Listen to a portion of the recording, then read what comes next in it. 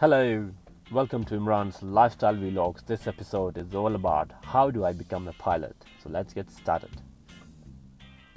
The basic question I get bombarded all the time on my student pilots Facebook page is how do I become a pilot? What grades do I require? What subjects do I take? Well, folks, it isn't that difficult. So let me just give you a brief information that would help you. Well, in short, to become a pilot, you need your SPL, that's a student pilot license. You need your PPL, that's the private pilot license. You need your IR, that's the instrument rating, and you need your CPL, that's your commercial pilot license. Now, most of the countries, if you get a commercial pilot license, that is basically enough to become a pilot in itself. But there are few other things that I would explain you in detail. So to get started, you first need to visit your local aviation club or an aviation center or a flying school, whatever is nearer to you. What I suggest you is try to Google it.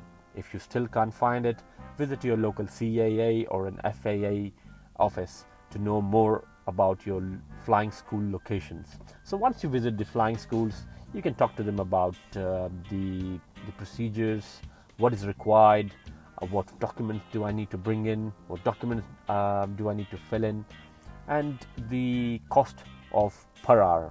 Yes, that is very important because that is what is really the main expense of learning how to fly. In some countries, you can share your flying expense with some other students. Some countries you really can't. But really depends. You need to check this out with your local aviation club. So the first step is to get your SPL, that's a student pilot's license. And in some countries, you need to get your RTOL, that's the radio telephone operator's license. Now for the SPL, you need to be a minimum of 16 years of age, and some countries have a rule of 17 years of age. The SPL basically you need to fly for about 10 or 12, 14, maximum 14 hours. You get your SPL, and then you follow on with your PPL, that's a private pilot's license, and you need to have about 40 to 50, some countries 60 flying hours to complete your PPL. Now, to complete the PPL, of course, there's a series of examinations like oral exams, practical, written examinations. So, folks, this exam ain't easy. But yes, you can pass it, if you really study. After the PPL, you need to get your instrument rating. That's the IR. Basically the IR allows you to fly in bad weathers. After that, you go for your CPL. CPL is a commercial pilot's license. So basically, all these steps, you finish it about 250 hours. Well, in some countries, they finish it about 220 hours. So folks, once you have your CPL, that's a commercial pilot's license, you can go with your flight instructor's rating. Yes, with the flight instructor's rating, you are able to enhance your experience hours and then apply in an airline or in corporate flying. So basically, if you have 1,000 hours, 1,500 hours, depending on the airline you want to apply, most of the time people take this route.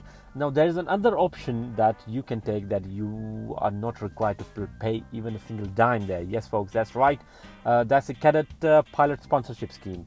You need to check with the airlines. You need to check with your local country's airline if they provide you this scheme. Most of them provide it to their country's citizens.